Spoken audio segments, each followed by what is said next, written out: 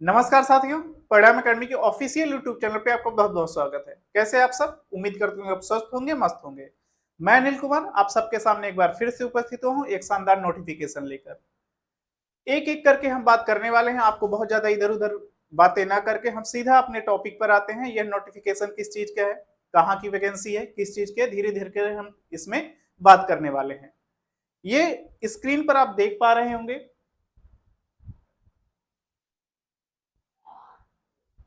Screen पर आप देख पा रहे होंगे एमपीईएसबी पुलिस कांस्टेबल रिक्वायरमेंट।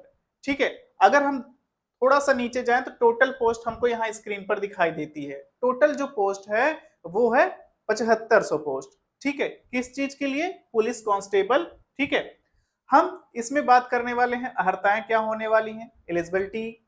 ठीक है, कौन कौन सी चीजें हमसे पूछी जा सकती है, मतलब कि सिलेबस। ठीक है, धीरे धीरे करके मन में जितने भी आपके संशय हैं, जितने भी डाउट हैं, धीरे धीरे करके एक एक करके पूरा डिटेल में बात करेंगे। आप इस वीडियो को जब देखेंगे पूरा, तो आपके मन में किसी भी प्रकार का डाउट नहीं रह जाएगा, सारी जानकारी दी जाएगी। बस आप लास्ट तक देखिएगा वीडियो, एक एक पॉइंट को हम नोटिफाई करेंगे।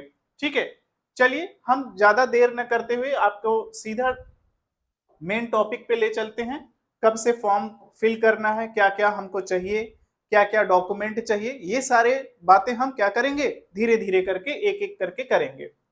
सबसे पहले आप देखेंगे स्क्रीन पर आपको दिखाई दे रहा होगा, जो स्क्रीन पर आपको दिखाई दे रहा है वो है ऑनलाइन आवेदन प्रारंभ तिथि। मतलब कि कब से आप फॉर्म को क्या कर सकते हैं, फिल कर सकते हैं। ठीक है, जो फॉर्म फिल करने की वो तिथि है, वो तिथि आप स्क्रीन पर देखेंगे तो 15/9/2025, 15/9/2025 से आप फॉर्म को क्या कर सकते हैं, फिल कर सकते हैं। और इसकी जो अंतिम तिथि है वो है 29/9/2025। ठीक है, अब बहुत सारे ऐसे कैंडिडेट होंगे जो फॉर्म फिल करते वक्त क्या करेंगे, गलतियां करेंगे। लेकिन आप ऐसा मत करिएगा, बहुत ही ध्यान से भरिएगा क्या डॉक्यूमेंट हमको लगाने हैं, कौन से जगह पे कौन से नंबर भरने, ये सारी डिटेल आप बहुत ही ध्यानपूर्वक भरिएगा। लेकिन फिर भी अगर किसी प्रकार की त्रुटि आपसे हो जाती है तो आपको एक मौका भी दिया जाएगा। ऑनलाइन आवेदन में संशोधन की तिथि, मतलब आपसे अगर किसी प्रकार की गलतियां हो जाती हैं तो आप उसमें क्या कर सकते हैं, संशोधन कर सकते हैं। वो उसकी अंतिम तिथि है वो 4/10/2025। ठीक है, 4/10/2025। अब इसमें आप कितना पेमेंट करेंगे, आपसे जो फीस ली जाएगी वो कितना ली जाएगी। अब आप देखेंगे ईएसबी परीक्षा शुल्क। ठीक है, अनारक्षित अभ्यर्थियों के लिए 500। ठीक है, अनुसूचित जाति, अनुसूचित जनजाति, पिछड़ा वर्ग, ईडब्ल्यूएस अभ्यर्थियों के लिए यह केवल एमपी के लिए है। अगर आप एमपी के, मध्य प्रदेश के मूल निवासी हैं, तब आपको कितना देना पड़ेगा, 250 रुपए देना पड़ेगा। ठीक है, अब आपके मन में यह भी आ रहा होगा कि क्या अदर स्टेट वाले भर सकते हैं कि नहीं भर सकते हैं, उसके बारे में भी आप जानेंगे। ठीक है, अदर स्टेट वाले हालांकि भर सकते हैं, अभी उसके बारे में हम बात करेंगे डिटेल में। ठीक है,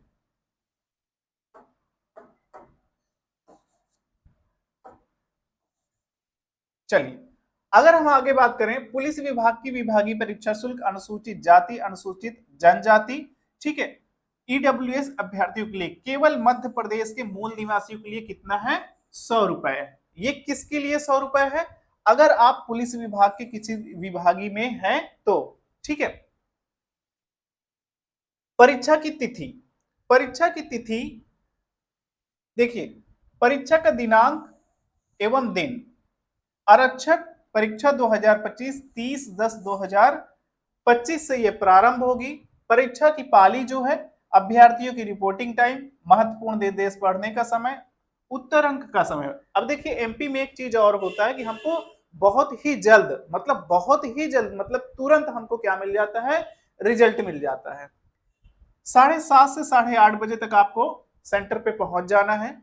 और जो निर्देश स्क्रीन पर आपको दिखाई देगा, ठीक है, वो आप यहां 10 मिनट आपको दिया जाएगा। और उत्तर अंकित का जो समय होगा वो होगा 9:30 से 11:30 बजे तक, 2 घंटे का। ठीक है, और जो द्वितीय पाली है, ये तो हमारा हो गया फर्स्ट शिफ्ट, और जो सेकेंड शिफ्ट है वो होगा 12:30 से 1 के बीच में आप क्या करेंगे, रिपोर्टिंग करेंगे। ठीक है। और 2 से ढाई के बीच में क्या करेंगे, 10 मिनट आपको क्या मिलेगा, पढ़ने को मिलेगा। क्या पढ़ने को, निर्देश पढ़ने का। और जो उत्तर अंकित समय है वो 2:30 से 4:30 तक, क्या मतलब कि 2 घंटे में आपको रिजल्ट मिल जाएगा। ठीक है। अब सबसे मुख्य बात, क्या क्या चीजें हमको चाहिए, क्या क्या चीजें हमको फिल करने के लिए डॉक्यूमेंट जरूरी है, ठीक है, उसके बारे में हम बात कर लेते हैं। ठीक है, बहुत ध्यान से देखिएगा, लास्ट तक देखिएगा, एक एक चीजें आपको पता चल जाएगी। टोटल पोस्ट के बारे में हमने बात कर लिया है, कितनी टोटल पोस्ट है। यहां अगर डिटेल में अगर आपको देखना है तो मैं अपने टेलीग्राम चैनल पर, मतलब कि परिणाम अकेडमी के ऑफिशियल टेलीग्राम चैनल पर इस पीडीएफ को भेज दिया जाएगा और आप डिटेल में इसको पढ़ सकते हैं कि किस कैटेगरी से कितना हमको पोस्ट दिया गया है। टोटल पोस्ट हमने बात कर लिया है, ठीक है, ये 7500। अब देखिए यहां एक चीज और दिया गया है, केवल पुरुष उम्मीदवारों के लिए। ठीक है, आप इसको डिटेल में जब देखेंगे तो यहाँ सारी चीजें आपको देखने को मिल जाएगी। ठीक है, और फिर यहाँ आरक्षक सामान्य ड्यूटी विशेष सशस्त्र बल को छोड़कर, ठीक है। चलिए, जो हमारे काम की मुख्य बातें हैं उसको हम मोटा मोटा बात करेंगे। ठीक है, बहुत ये 57 पेज का नोटिफिकेशन है, लेकिन जो आपके काम की है वो हम बात करने वाले हैं। आपके काम की बात आती है, यहाँ अभ्यर्थियों को भारत का नागरिक होना अनिवार्य है। मतलब अहर्ताएं क्या क्या चीजें, आप कहाँ के निवासी हैं, भारत के निवासी होना चाहिए। आप किस स्टेट से हैं, किस स्टेट से नहीं है, आप मूल निवासी मध्य प्रदेश के हैं या नहीं है, ये सारी चीजें जो भी हैं वो क्लियर हो जाएगी। पहली बात तो आपको भारत का नागरिक होना चाहिए। शासन के आदेश के अनुसार कोई भी अभ्यर्थी, देखिए ये बहुत ही इंपॉर्टेंट है, ध्यान से समझिएगा, जिसके पास 2 से अधिक जीवित बच्चे हैं, 2 से अधिक जीवित बच्चे हैं, जिनमें से एक का जन्म, पहले वाले का जन्म 26 जनवरी 2001 को, कब, 26 जनवरी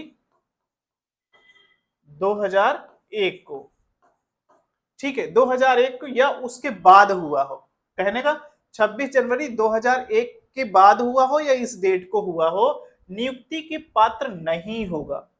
मेरी बात को समझ गए होंगे। लेकिन आगे भी देखिए, यदि एक बच्चा जीवित है और बाद का प्रसव में 2 या 2 से अधिक बच्चे जन्म लेते हैं तो उससे अयोग्य नहीं माना जाएगा। ध्यान से समझिएगा, मैं फिर से एक बार रिपीट कर दे रहा हूं। अगर आपके पास, ठीक है, 26 जनवरी 2001 के या उसके बाद क्या हो, एक जीवित बच्चा हो जिनका जन्म इसके बाद हुआ हो, ठीक है, एक पहला पॉइंट हो गया। दूसरा पॉइंट ये है, किसी अयोग्य माना जाएगा, उसके बाद हुआ हो, नियुक्ति के बच्चे के जन्म लेते हैं तो सॉरी, पात्र नहीं होगा। कौन सा पात्र नहीं होगा, अगर इसके बाद जन्म लिया हुआ है तो। अभ्यर्थी के पास 29/9/2025 तक निम्नलिखित संबंधित सब प्रमाण पत्र, देखिए कहने का मतलब यह है कि आपके पास कौन कौन से डॉक्यूमेंट होना चाहिए। तो डॉक्यूमेंट के बारे में अगर हम बात करें तो आयु में छूट, ठीक है, अनिवार्य होने चाहिए, आयु एवं उसमें छूट, शिक्षा, होमगार्ड, ये सारी चीजें इसमें हमको बताई गई है।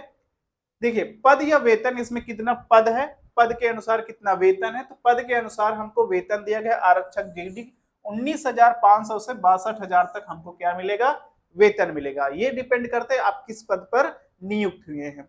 ठीक है, देखिए अब न्यूनतम शैक्षिक अहर्ताएं क्या होनी चाहिए, आपके पास क्या क्या अहर्ताएं हैं, एलिजिबिलिटी क्राइटेरिया क्या है, वो चीजें आपके पास होना जरूरी है, तभी आप इस फॉर्म को फिल कर सकते हैं। आरक्षक जीडी के लिए, किसके लिए, जीडी के लिए मान्यता प्राप्त किसी मंडल संस्था से 10+2, मतलब आपके पास 10 होना चाहिए, 10th होना चाहिए और 12 होना चाहिए। ठीक है, प्रणाली के अंतर्गत 10वीं कक्षा की परीक्षा अथवा हायर सेकेंडरी या समकक्ष, मतलब कि 10th 12th या फिर स्नातक हैं तो भी आप हो पाएंगे। ठीक है, 8वीं कक्षा के अथवा समकक्ष क्या हो पाएंगे, अनुसूचित जाति के लिए अलग से दी गई हमको। निर्धारित आयु सीमा, एज क्राइटेरिया क्या है, एज क्राइटेरिया के अगर आप बारे में बात करें तो 29/9/2025 को विहित आयु पूरी करनी चाहिए। न्यूनतम 18 वर्ष और अधिकतम से अधिकतम नहीं होना चाहिए। क्या है? न्यूनतम 18 वर्ष आपके होने ही चाहिए। मध्य प्रदेश शासन प्रशासन विभाग भोपाल के, ये हमारा क्रमांक संख्या है, भोपाल दिनांक 5 जून 2017 संशोधित प्रदेश, मतलब ये इसमें ये बताया गया किस आधार पर ये एज को बताया गया है, ठीक है, लिया गया है। अब देखिए यहां से हमको दिया गया है पुरुष वर्ग मध्य प्रदेश के अनरक्षित, अगर आप मध्य प्रदेश के मूल निवासी हैं तो आपको अधिकतम आयु कितनी होनी चाहिए? 33 वर्ष होनी चाहिए, और न्यूनतम आयु कितनी होनी चाहिए? 18 होनी चाहिए। पुरुष वर्ग में मध्य प्रदेश के आर्थिक रूप से कमजोर, जो आर्थिक रूप से कमजोर हैं उनके लिए भी 33 वर्ष और न्यूनतम आयु 18 वर्ष होनी चाहिए। पुरुष या महिला वर्ग अन्य प्रदेश के अधिवासी सभी अभ्यर्थियों के लिए भी क्या है? 33 वर्ष रखा गया और न्यूनतम यही है। महिला के लिए, किस महिला के लिए? सभी श्रेणियों के लिए 38 वर्ष, ठीक है, 38 वर्ष, और इसमें भी न्यूनतम जो है वो है 18 वर्ष रखा गया है। पुरुष वर्ग में अनरक्षित श्रेणी, अनुसूचित जाति, अनुसूचित जनजाति है, तो आप यहां से थोड़ा सा एज रिलैक्सेशन देखने को मिलेगा, 38 वर्ष, ठीक है। देखिए पुरुष वर्ग में सभी श्रेणियों के लिए शासकीय, ठीक है, निगम मंडल, स्वास्थ्य संस्था कर्मचारी एवं नगर कर्मचारी 38 वर्ष रखा गया है। पुरुष वर्ग में अनारक्षित एवं आरक्षित वर्ग के साथ 38 वर्ष रखा गया है। आप अगर इसमें देख पाएंगे थोड़ा सा हमको यहाँ चेंज ये देखने को मिलता है, हम इसके बारे में जान लेते हैं, ठीक है। अगर आप महिला हैं, अनरक्षित एवं आरक्षित श्रेणी के साथ अंतर जाति विवाह, ठीक है, मतलब 38 वर्ष और 5 वर्ष टोटल मिला के कितना? 43 वर्ष आप हैं, ठीक है, अधिकतम आयु, तो आप इसको भर सकते हैं, ठीक है। ये सारी डिटेल आप देख पाएंगे यहाँ हमको दी गई है, हम अपने टेलीग्राम चैनल पर आप इसको भेज देंगे, आप बहुत ही अच्छे से ध्यान से पढ़ सकते हैं, पूरी डिटेल पढ़ सकते हैं। अगर हम आगे बात करते हैं, अब परीक्षा की योजना कैसे होगा, क्या इसमें नेगेटिव मार्किंग है या नहीं है, ठीक है। अगर हम इसके बारे में बात करें तो इसका जो प्रथम चरण है लिखित परीक्षा, ठीक है, हिंदी भाषा में, हिंदी का क्या है? हिंदी भाषा आएगा, और वो एमसीक्यू होगा। क्या होगा? एमसीक्यू होगा, बहुविकल्पी होगा। द्वितीय चरण परीक्षा मतलब जो दूसरा चरण होगा आपका, वो शारीरिक दक्षता परीक्षण होगा, ठीक है। प्रथम चरण की जो परीक्षा योजना होगी वो जीडी के लिए प्रथम चरण लिखित परीक्षा भाषा में बहुविकल्पी एमसीक्यू, मतलब इसमें भी हमको हिंदी भाषा देखने को मिलेगा, और इसकी जो अवधि है वो 2 घंटे है। जो परीक्षा की अवधि है, परीक्षा की जो अवधि है वो कितना है? 2 घंटे है, ठीक है। और अधिकतम अंक कितना है? अधिकतम है हमको 100 नंबर। सही उत्तर के लिए 1 अंक, मतलब कहने की ये है कि अगर आप एक प्रश्न को सही करते हैं तो आपको 1 नंबर दिया जाएगा, ठीक है। अब बात करते हैं नेगेटिव मार्किंग के। जिन प्रश्नों के उत्तर के प्रयास नहीं दिए गए हैं, उत्तर गलत है, या उनके लिए क्या है? कोई अंक नहीं काटा जाएगा, मतलब नो नेगेटिव, ठीक है, नो नेगेटिव। प्रश्नों के प्रकार जो होंगे एमसीक्यू होंगे। आपको किसी प्रकार की लिखित परीक्षा में आप विस्तार पूर्वक जैसे दीर्घ उत्तरी, लघु उत्तरी, ये सारी चीजें नहीं देखने को मिलेगी, हमको बहुविकल्पी टाइप को देखने को मिलेगा, जिसमें से 40 अंक क्या होंगे? सामान्य ज्ञान और तार्किक ज्ञान होना चाहिए, मतलब जीके, जीएस और रीजनिंग होनी चाहिए। कितने नंबर की? 40 नंबर का ये आएगा, ठीक है। 30 अंक बौद्धिक क्षमता, मानसिक अभिरुचि, ठीक है। 30 अंक विज्ञान और सरल अंक गणित, कहने का मतलब है कि जो साइंस का पोर्शन है और अंक गणित का जो पोर्शन है, दोनों को मिलाकर कितना आएगा? 30 नंबर के आएंगे। अब बात करते हैं आगे। अगर अब आगे हम बात करते हैं तो शारीरिक मानदंड परीक्षण, मतलब कि जो हमारा फिजिकल होने वाला है वो किस प्रकार से, क्या क्या क्राइटेरिया उसमें दिया गया है। अगर हम उसमें बात करें तो इसमें सभी श्रेणियों के लिए अलग अलग दिया गया है। आप नोटिफिकेशन को बहुत डिटेल में जब पढ़ेंगे तो इसमें पता चले जाएगा, ठीक है। अनरक्षित एवं पिछड़ा वर्ग के पुरुष वर्ग के लिए कितना हाइट दी गई है? 168 सेंटीमीटर दी गई है। अब अगर हम बात करें सीना केवल पुरुषों के लिए, ठीक है, बिना फुलाए 79 सेंटीमीटर होना चाहिए, और फुलाव पर 84 सेंटीमीटर होना चाहिए, ठीक है। अब कुछ क्राइटेरिया दिया गया, जैसे गोरखा, गढ़वाली, कुमायूं के मामले में पुरुष वर्ग को लिया गया है 157 सेंटीमीटर, ठीक है, जो हाइट हमको बताई गई है। और जो सीना का जो है वो उतना ही है जितना हमको अनरक्षित और अन्य पिछड़ा वर्ग में रखा गया है, मतलब कि 79 सेंटीमीटर। और फुलाव पर भी उतना ही रखा गया है 84 सेंटीमीटर, ठीक है।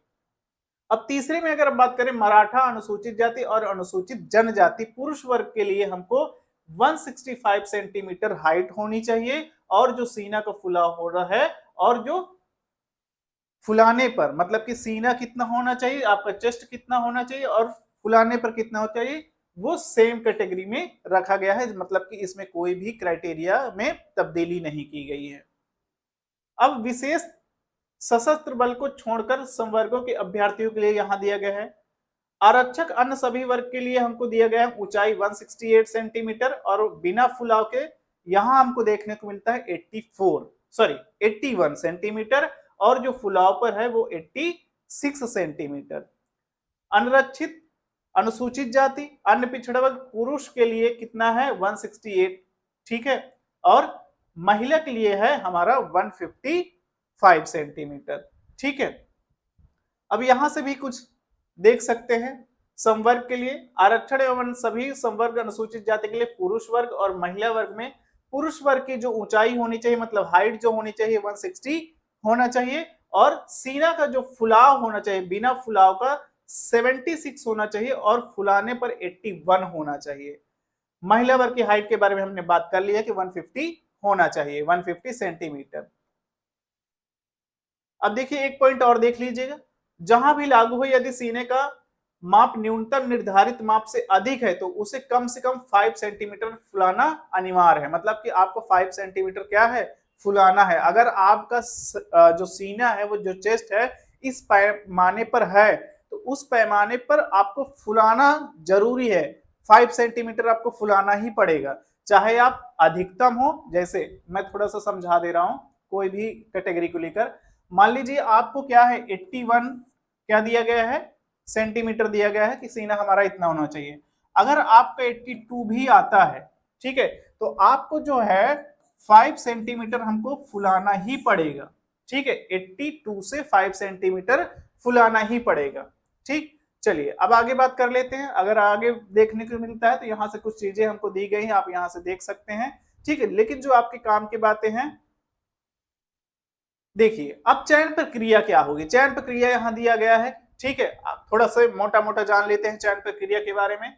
शारीरिक दक्षता परीक्षण के लिए बुलाए गए अभ्यर्थियों के समस्त मूल प्रमाण पत्र के परीक्षण में सफल होने पर ही अभ्यर्थियों को चयन की पात्रता होगी।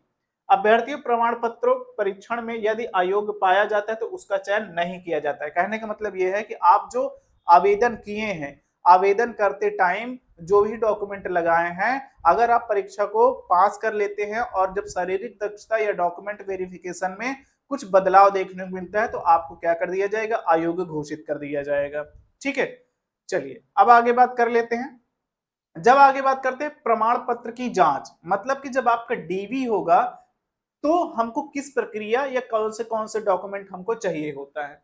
देखिए आवेदन अपने साथ निम्नलिखित मूल प्रमाण पत्र, दस्तावेज, डॉक्यूमेंट और उनकी प्रतियां ले आएंगे, दस्तावेज सत्यापन के समय प्रस्तुत करेंगे। मतलब कि जो आप आवेदन किए हैं, आवेदन करते टाइम जो आप फॉर्म को लगाए हैं, फॉर्म में जो लगाए हैं, जैसे निवास है, जो हमारे मध्य प्रदेश के कैंडिडेट हैं, जो अदर कैंडिडेट है वो तो जनरल में काउंट होंगे, ठीक है। आप ये बात ध्यान में रखिएगा कि जो भी अदर स्टेट के हैं, मध्य प्रदेश के निवासी नहीं है, वो जब किसी भी कैटेगरी के हों, जब वो जनरल में काउंट होंगे। कब? जब आप मध्य प्रदेश या फिर जहां बताया गया हमको कि यहां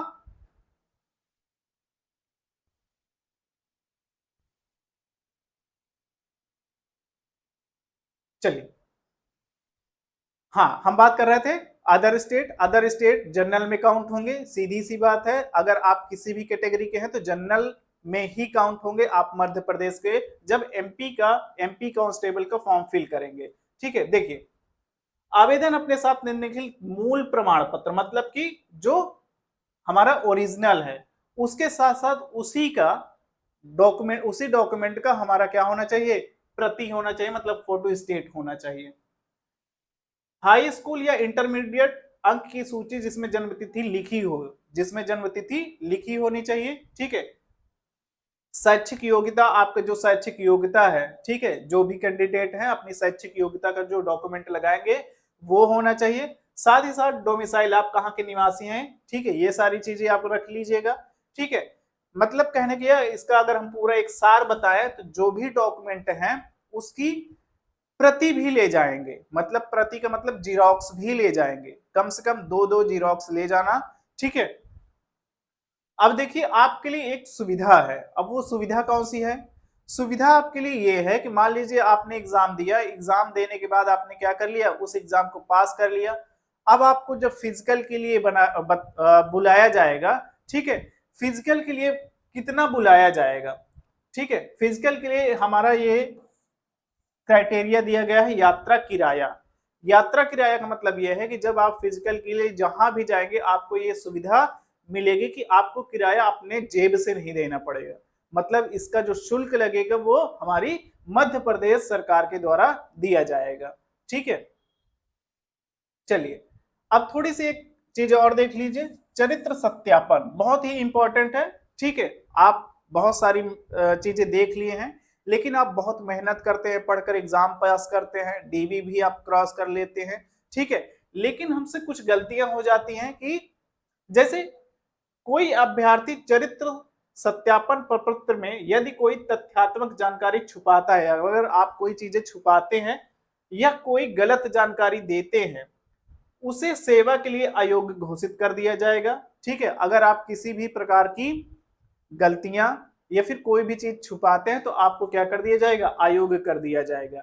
नियुक्ति के बाद इस संबंध में यदि तथ्य पता चलता है, अगर आप नियुक्त भी हो जाते हैं, जैसे आपने सारे स्टेप को पार कर लिया, आपने लिखित परीक्षा, शैक्षिक अर्हताएं के साथ साथ हमारा जो शारीरिक मापदंड होता है उसको, डीवी, ये सारी चीजें, मतलब आप नियुक्त हो चुके हैं एमपी पुलिस में।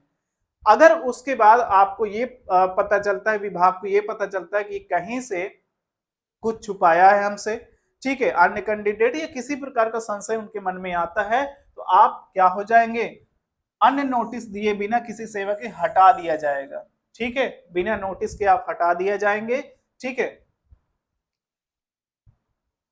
चलिए थोड़ा सा अगर हम आगे बात कर लें तो जीडी, ये सारी चीजें हमने बात कर लिया है, आप इसको थोड़ा सा डिटेल में देख लेंगे, ठीक है। जिसको भी डिटेल में देख रहे हैं कि ये बहुत सारी चीजें इसमें दी गई हैं, आप पूरा 57 का हमको डॉक्यूमेंट दिया गया है, ठीक है, नोटिस दी गई है, आप जो भी कह सकते हैं आप कह लें, लेकिन जो हमारे काम की बातें हैं उसको हम बात करते हैं। चलिए परीक्षा हाल में ले जाने आवश्यक हेतु, ये तो हमारा क्या है, परीक्षा के समय हम क्या क्या चीजें ले जा सकते हैं, यहां भी हमको दिया गया है, ठीक है। बोर्ड की वेबसाइट पर डाउनलोड किया गया प्रवेश पत्र, ये तो जाहिर सी बात है, सबको पता होना चाहिए। फोटो युक्त मूल पहचान, जिसमें आपका फोटो लगा हो, चाहे आधार कार्ड हो, चाहे लाइसेंस हो, चाहे पैन कार्ड हो, लेकिन उसमें फोटो लगा होना चाहिए, ठीक है।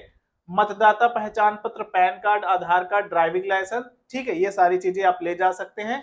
साथ ही साथ अंक सूची में फोटोग्राफ तथा पासपोर्ट में कोई एक लाना अनिवार्य है, मतलब जिसमें आपका क्या हो, हस्ताक्षर हो, साइन हो, एक पासपोर्ट साइज फोटो ले जा सकते हैं।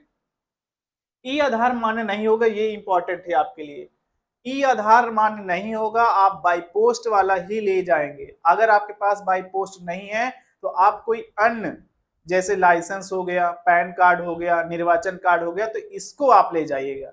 अगर आप सोचें कि हम ई आधार कार्ड वाला जो होता है उसको अगर लेकर चले जाएंगे तो आप परीक्षा से क्या हो पाएंगे, वंचित हो जाएंगे, ठीक है। चलिए थोड़ा सा और देखते हैं, मूल्यांकन पद्धति थोड़ा सा मोटा मोटा देख लेते हैं। वस्तुनिष्ठ प्रश्न का सही उत्तर अंकित करने पर 1 अंक दिया जाएगा, ये हमने पहले ही बात कर लिया है, ठीक है।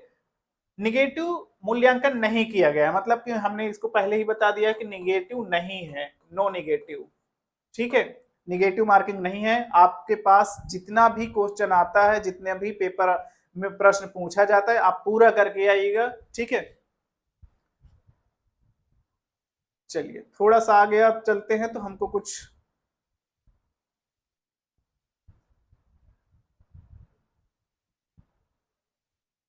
चलिए देखिए, थोड़ा सा जानकारी ये है कि ऑनलाइन आवेदन पत्र के समय संलग्न किए जाने वाले दस्तावेज, मतलब कि आपको कौन कौन से डॉक्यूमेंट चाहिए जब आप आवेदन कर रहे हैं तब।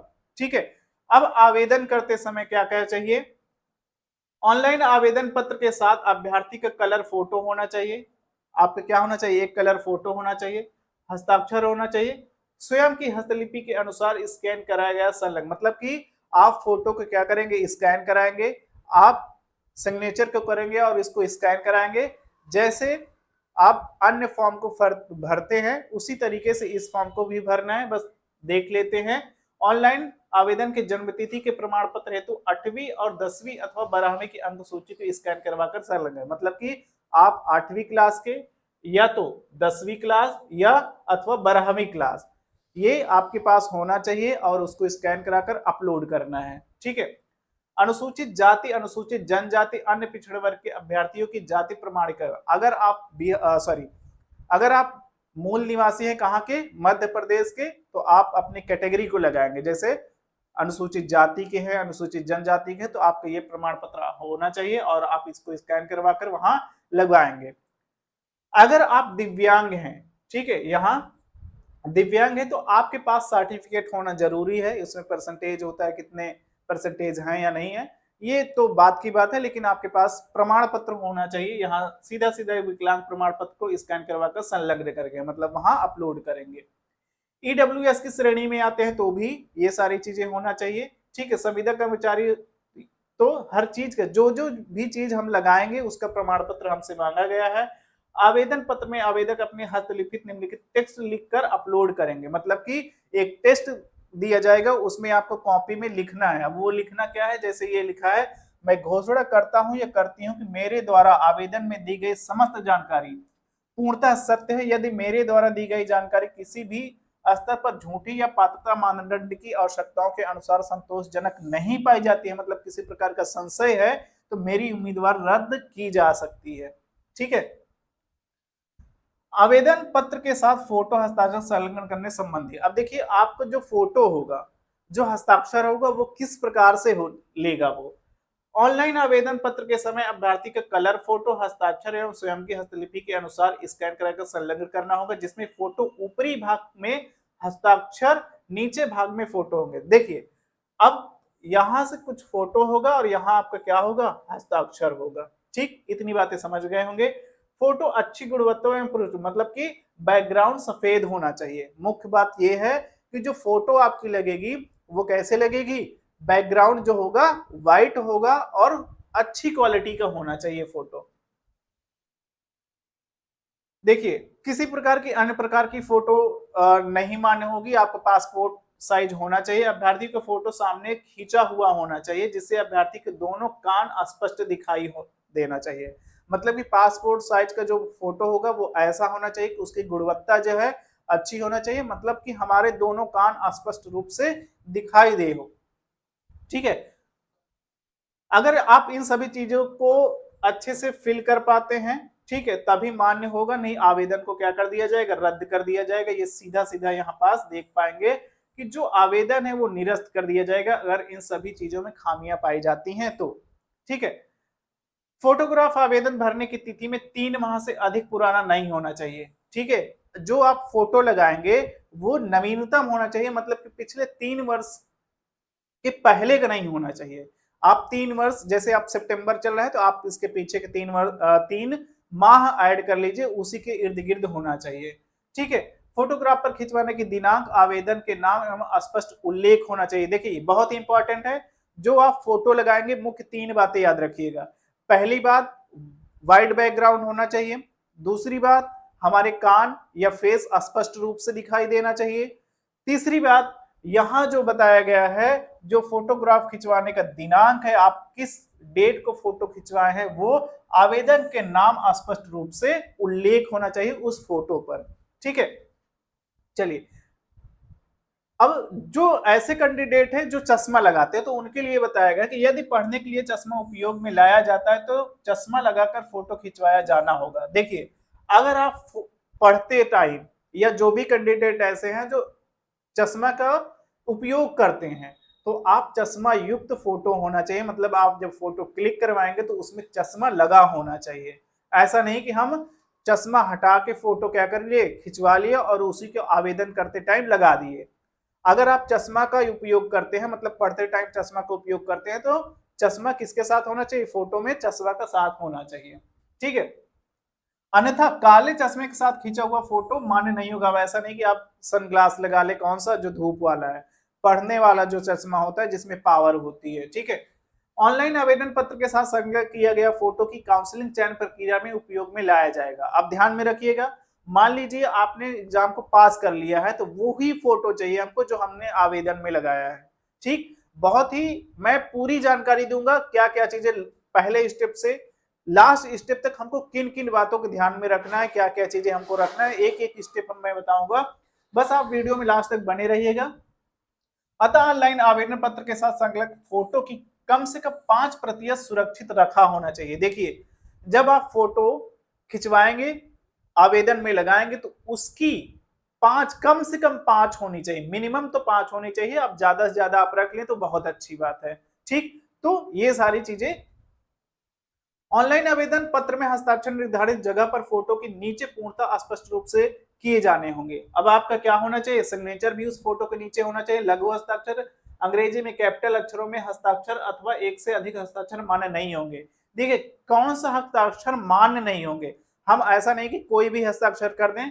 तो लघु हस्ताक्षर, अंग्रेजी के कैपिटल अक्षरों में हस्ताक्षर अथवा एक से अधिक हस्ताक्षर मान्य नहीं होंगे, मतलब कि आपका जेन्युइन जो हस्ताक्षर है वो ही होना चाहिए। अगर आप हस्ताक्षर कैपिटल लेटर में करते हैं तो ये सीधा सा हमको बताया गया है कि मान्य नहीं होगा। ये नोटिफिकेशन में देख लिए, अंग्रेजी के कैपिटल अक्षरों में हस्ताक्षर अथवा एक से अधिक हस्ताक्षर मान्य नहीं होंगे।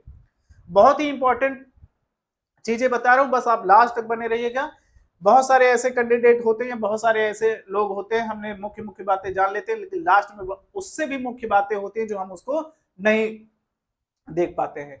मिसिंग अथवा अस्पष्ट फोटो हस्ताक्षर हस्तलिपि पर आवेदन मान्य नहीं किए जाएंगे। अगर किसी भी प्रकार की त्रुटि है तो ऑनलाइन आवेदन पत्र के साथ दिए गए हस्ताक्षर के समान ही हस्ताक्षर परीक्षा हाल, देखिए जब आप परीक्षा में जाते हैं तो उसमें एक सिग्नेचर होता है, ठीक है, आप उपस्थित है या नहीं, तो जो आप हस्ताक्षर आवेदन करते समय किए हैं वही हस्ताक्षर आपको परीक्षा हाल में करना होगा, ठीक है। एमपी ऑनलाइन वेयोस के माध्यम से फॉर्म आवेदन भरने की तिथि, भरने की विधि, अब विधियां इसमें बताई गई, विधि आप पढ़ लीजिएगा, ठीक है।